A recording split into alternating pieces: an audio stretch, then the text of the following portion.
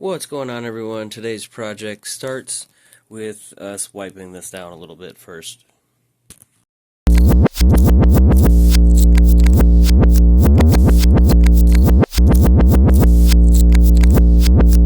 Alright, much better. It's like brand new now.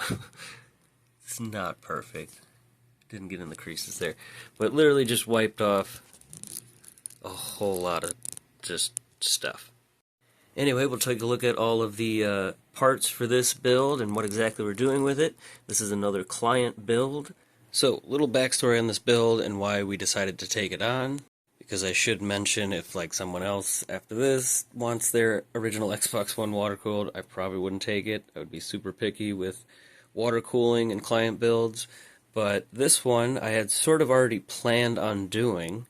This is also a previous customer, so I was happy to take it on. And this whole thing kind of starts with these mod plates by DC Mods. It's just called a DC Mods fan mod plate for the Xbox One.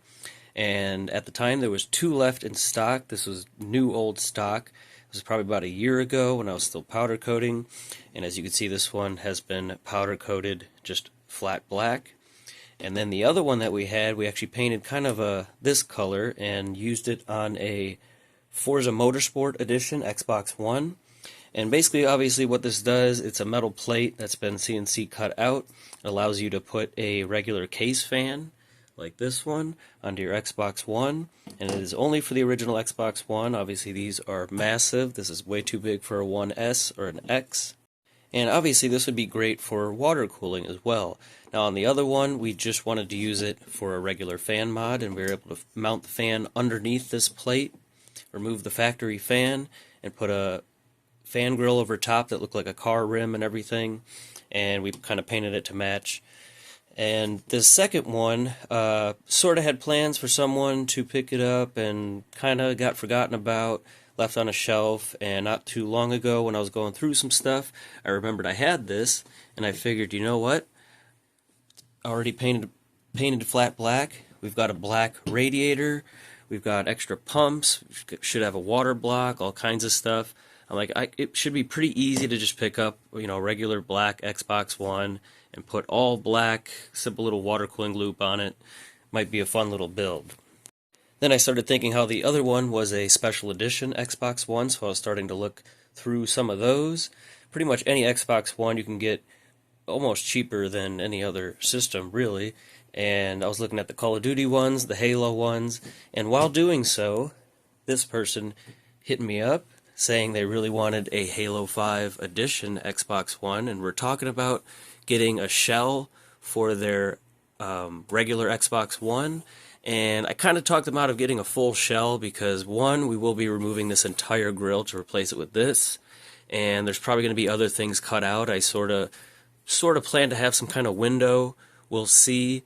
I'm hoping to go as internal as possible. We've obviously done the Xbox One S, and this one has the power supply right here instead of right here. So one, it's bigger. The disk drive is about the same size. Heat sinks maybe a little bit bigger. Obviously hard drive. But other than that, there should be a lot more space to play with here. Now, they did go through the trouble of sourcing a Halo 5 faceplate, which is fantastic. This is going to kind of be our reference point. We're going to see if we can get this exact kind of silver, and this sort of blue. Now, this is a very heavy reservoir. It's also very big. It does happen to kind of match that blue. I still don't know if I would want to use it. This was going to be what I had in mind that would kind of be barely sticking out the top, so you'll kind of see this window. And like I said, maybe a bigger window to match so you can see all the internal tubing and whatnot. And then I also hope to keep this fan internal, just like our R2-D2 360 Slim, so hopefully this can go underneath while still clearing the water block, which I do not actually have yet. I didn't have the one that I thought I had to use in this, but the one with the ports on the side, same thing that we used in the R2-D2 one here. You probably won't be able to really see it, but yeah, underneath there, and then we have our fan underneath on the inside right above the water block. And I'm hoping we can kind of do that same thing here so that the only thing on top would be the radiator. And again, we could get another one that has ports in different spots. It might be a little tricky to figure out how to orient this to have the ports where we need them. But one thing about these is it's not meant to be upright. Now, I guess they do have stands where you can do that, but if we do have something kind of on the side, just like on the 1S, how we had the tubes in and out over here, that was fine for me because I never planned on putting it in the upright position.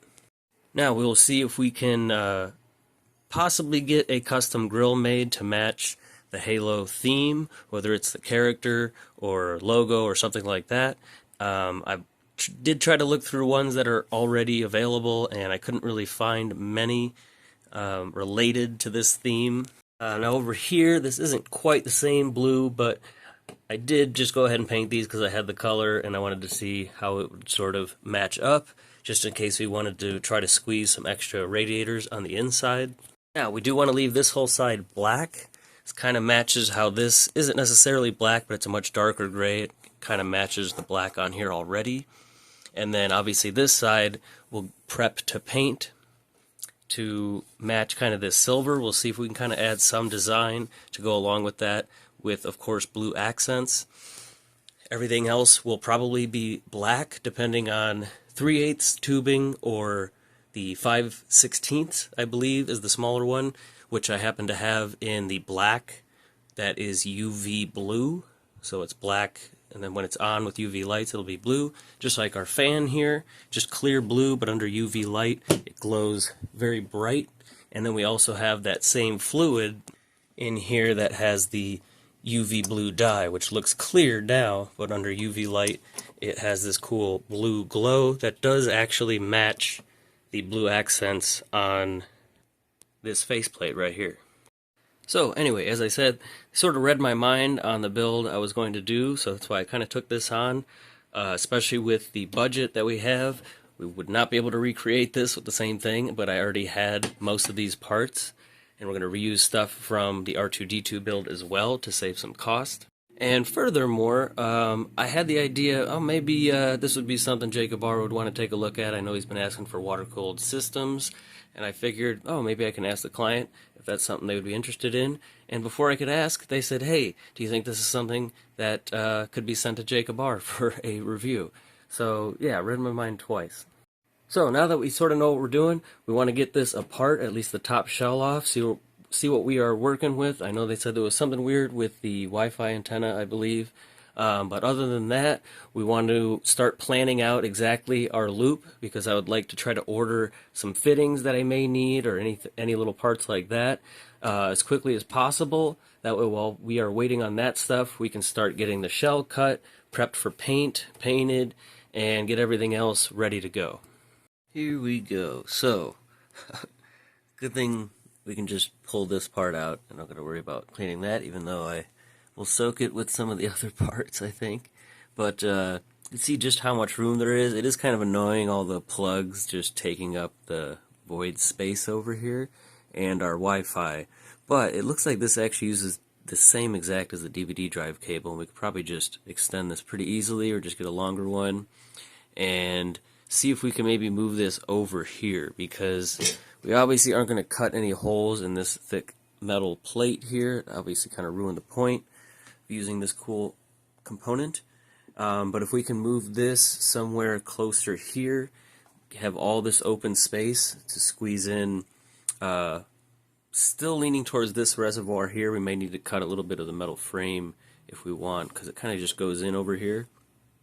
But possibly sort of like this, so it's mostly submerged under the shell, except for the one port sticking out just above, so it can go right into that radiator, and then also having the one up top to actually fill the loop, which would be the highest point of the system. And then hopefully we can still do a lot of just a little extra tubing around here, and maybe a flow meter. It'd be nice to add a temperature display in this one as well. We should probably look into getting one of those.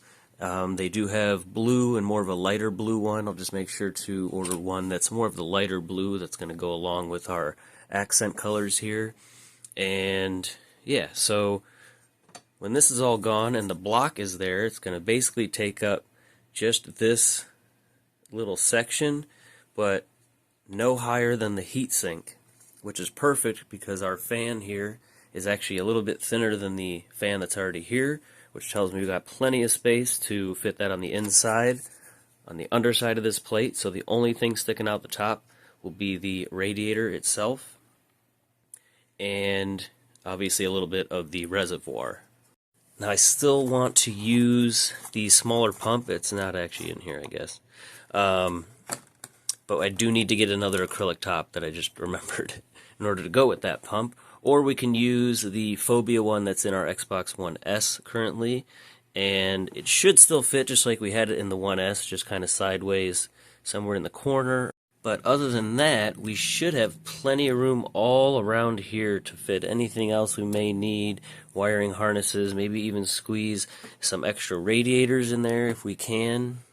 So now that we actually have a plan here, and I do not actually have the block yet anyway, so we're not going to get that far.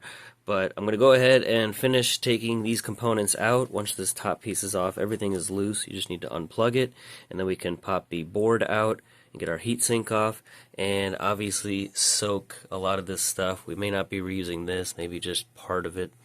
And definitely like this bottom piece here. We'll go ahead and get this stuff all cleaned up and get it ready for the next video, where we will start with our bare board and get a water block installed. Kind of gave this stuff a scrub in here. Very light, I think, surfaced corrosion possibly down here because I scrubbed that. All the other orange, brown pretty much came off. See our shells here. Looking fantastic. Ready to start cutting and sanding and all that. Motherboard, I still need to dust off. We just pulled off our heatsink. You can see here this thing has definitely been breathing in dust and smoke for a long time. Let's see if we can... It comes off pretty easy, but yeah, you can see how dark of a color that is. And it definitely has a strong odor. But we'll go ahead and dust this off. And then all the little things, I'm still going to, I guess, at least dust this off before I put it in my part shelf. But we won't be needing this other than the connector here. We're going to use that to power our pump and fan. You can also see that our thermal paste was pretty much non-existent there in the center. It all worked its way around the outer side. Looks like it's gotten pretty warm in its time, but we'll get that cleaned up, and hopefully it should never reach temperatures like that again. We got it brushed off with a soft, larger brush. I still need to go into all the smaller spots with a smaller brush. We did at least get most of the thermal paste off the actual chip. I'll have to go around and get the rest of it off. I'm out of isopropyl. I just have 70 left, so I'll have to grab some more of that and finish cleaning this off. But we are at our bare bones start right here. Motherboard. I'm going to finish all the little cleaning before the next video, and we should have our water block in.